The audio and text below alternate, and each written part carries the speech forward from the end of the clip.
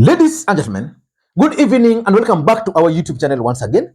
And it is my hope and prayer that this video is actually going to find you guys in good health. Personally, I am fine as you can see. Kisumu is also fantastic. And maybe you could also let me know where you're watching the video from, the county or the country, in case you are out of the republic. Ladies and gentlemen, yesterday, the US Ambassador to Kenya, Meg Whitman, made some statement which did not sit well with majority of Azimio supporters. According to the ambassador, the 2022 presidential election in Kenya was one of the freest elections ever witnessed in the history of the country. It was one of the fairest elections ever witnessed in the Republic of Kenya, and it's also one of the most credible elections ever witnessed in the history of Kenya. Let me unpack a couple of these areas. Democracy. I arrived in Kenya days before the August 22 general elections.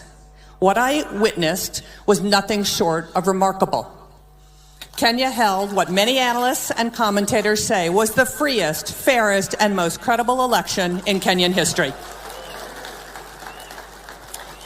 The elections were observed by international and local election organizations, and the results were upheld by the Kenyan Supreme Court, and power was transferred orderly and peacefully at the time. And I did a comprehensive analysis about that particular statement by the ambassador. And Raila Odinga today delivered his keynote address during the devolution conference in Eldoret. And as was expected, Raila Odinga responded to the ambassador. And shockingly, Raila Odinga used very strong words to describe the US ambassador to Kenya.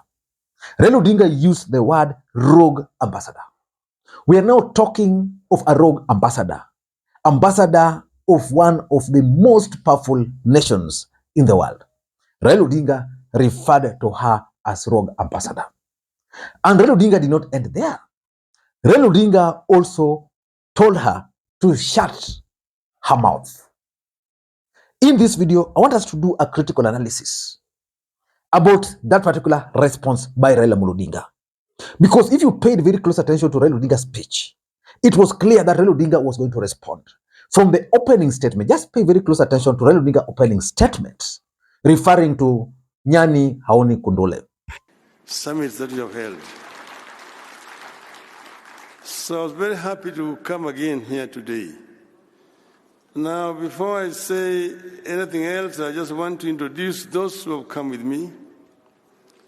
Two you have already been introduced. Your immediate former chairman, Governor Wycliffe Ambassador of Paranya, former Governor Kakamega, and Governor Mwangi Wairia.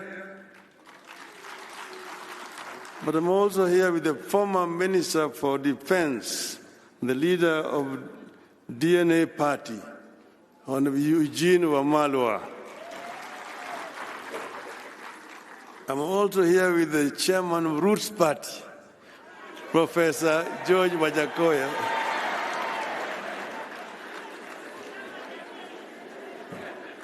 Those are Wanazimio who have accompanied me to come here. We are all very delighted. And seeing what is in the media today and also seeing what was said yesterday, I wondered what I should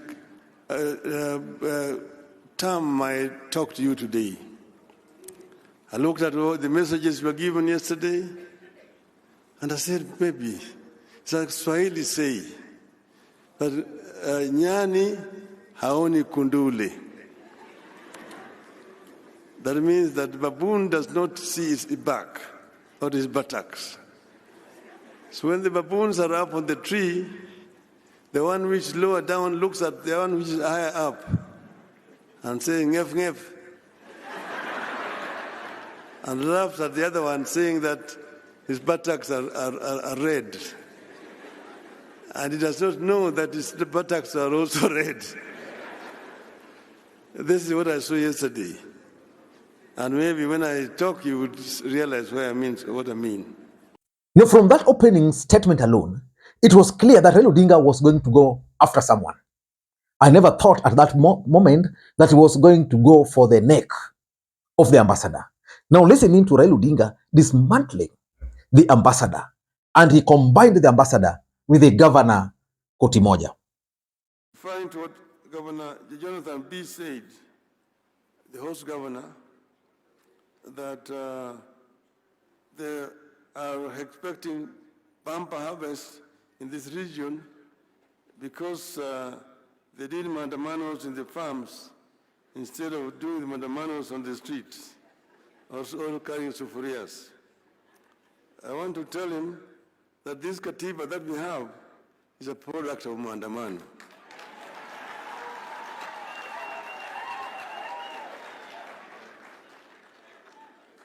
And I also want to remind that if mandamano can help families whose children were cheated or money being taken to Finland, there's nothing wrong with mandamano.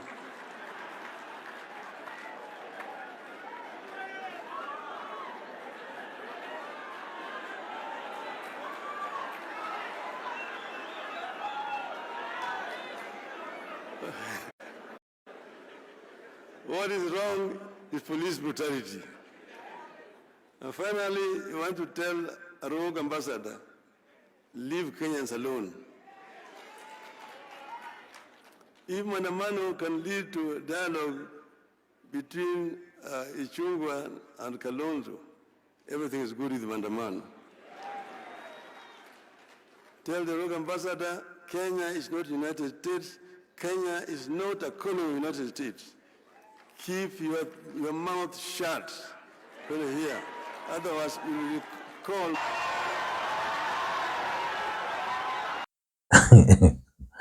And for you to understand the impact of Raila Odinga's statement, I want you to listen to Kenya Kwanza, because immediately Raila Odinga left, Kenya Kwanza received a phone call from William Ruto to respond to Raila Odinga, and the governors hurriedly convened a press conference. Listen in to the response from Kenya Kwanza before we proceed. I'm sure he would not have used the words he used this afternoon. It's actually quite unfortunate to hear a man at such level talk about an ambassador and tell an ambassador to shut up. Perhaps it's time for me to tell Mr. Odinga to shut up. Because if he had really heard what she presented, he would have seen that she is the best actually ambassador, not for the US to Kenya, but like a Kenyan ambassador. She represents and talks about Kenya in a more positive and patriotic way than most Kenyans that I know. So it is quite surprising, it is quite unfortunate, and for a leader that we respect, we also expect you to respect others. As far as the national government and county governments, it is a time in history, 10 years later, when we have such good collaboration between the national and county governments. Now that is their response. And the truth of the matter is that Raila Odinga will always remain Raila Amolo Odinga. Nobody expected Raila Odinga to receive the kind of response he received from the crowd. At each and every point Raila Odinga made at the conference, there was standing ovation. When he was responding to the governor for Western Gishu, Jonathan B, Raila Odinga was very clear, that, the governor had suggested that, okay, for them, they're having harvest because they demonstrated in Shambas. Then Raila Odinga reminded him about something which is right at the heart of the people of Eldoret at the moment. And everybody cheered Raila Amolo Odinga. Let us not go there. In this video, I want us to look at why Raila Odinga had to respond to the ambassador. Before we do that, for those who are watching this channel for the first time, please take a second or two, click that subscribe button so that next time we produce a video like this, YouTube will automatically notify you. And to the subscribers, I want to continue thanking you guys for your continued support. Because without that support, this channel cannot be where it is. And without any further ado, ladies and gentlemen, allow me to dive in. But before I dive in, I want to thank the following people. You are seeing their names on the screen there for the coffee which I received earlier today. Thank you so much. You can also do the same using the numbers you are seeing on your screen. It goes a long way in supporting the channel. A cup of coffee only goes for 200 bob. And by the way, this is not coffee, this is tea. I think it is 150. Ketepa, I love it also. Now let us dive in. Why do you think Raila Odinga took on the ambassador the way he did? For me, number one, Raila Odinga wanted to expose the US interference with the Kenyan election, which to some extent also goes beyond just the election, but the sovereignty of the Republic of Kenya. You know, the way the ambassador spoke, as much as she was preaching for the country, she touched on a matter which is actually at the core of serious discourse in the Republic of Kenya. You know, you can't describe the 2022 election as the most credible, and you are an ambassador. You can't describe it as the most fairest. You can't describe it as the most credible. While at the same time, you are saying that you are just arrived in the country. So for me, that's something which Raila Odinga made, and it came out clearly. The fact that there is some external interference. And I don't know how the ambassador is going to respond. Probably, I don't know, but let us wait and see. Number two, that direct confrontation was intended to call out the ambassador for taking stand. You know, as an ambassador, I don't think she has the ability. Of course, the US government has a hand in William Ruto's presidency. William Ruto is actually their project, so they have to defend it, but not in a way that offends the others. Majority of this country believe. When I talk of majority, I mean what I'm talking about. Majority, more than half of the Republic of Kenya believes that Raila Odinga won the presidency. So when an ambassador comes and Raila Odinga is simply demanding that, okay, if they won't give us the servers, you are not giving.